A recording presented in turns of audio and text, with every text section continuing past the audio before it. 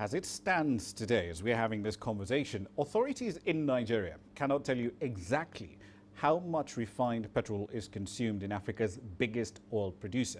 See, government agencies over there produce different figures. They'll say it's between 70 to 30 million to 70 million litres a day. But the country's Bureau of Statistics says all of those, at best, are guesstimates.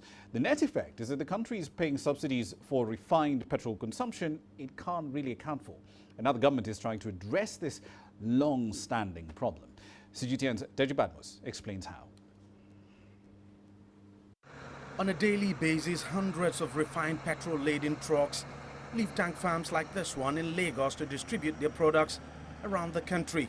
With Nigeria's network of petrol pipelines grossly sabotaged, the tankers remain the only means of transporting petrol to every nook and cranny of this country. But the problem is that process is fraught with fraud. Quite a significant number of the tankers don't get to their regional destinations. They're diverted and most times moved across the border where the petrol is sold at higher prices, making it difficult for Nigeria to properly account for what it consumes and blows up the country's subsidy spending.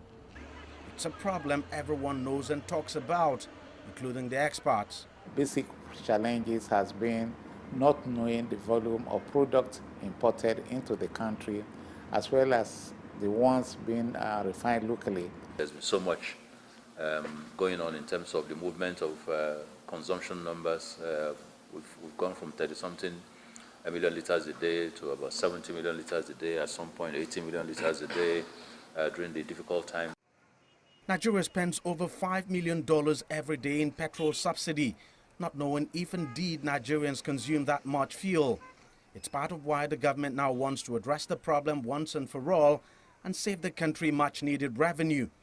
It has hired an international private firm to carry out a thorough audit and come out with the country's consumption figure, which would then be authenticated with the use of a monitoring technology. Will enable us to track refined petroleum product movement from the point of LC opening, so on the vessels that come to Nigeria, up until the point that they're discharged into tanks in Nigeria, and from the tanks into trucks in Nigeria, monitor the trucks until they deliver the product into the storage tanks for the filling stations, and they're discharged and sold.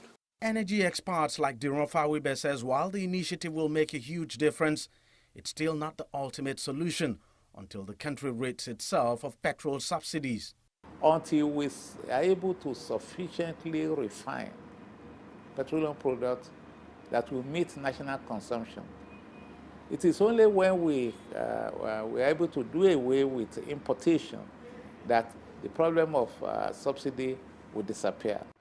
The government is spending about $47 million on the project over the next 3 years. But it says in about a year, Nigerians will begin to see the impact of the new technology and the savings that would be made in subsidy payments. Deji Badmus, CGTN, Lagos, Nigeria.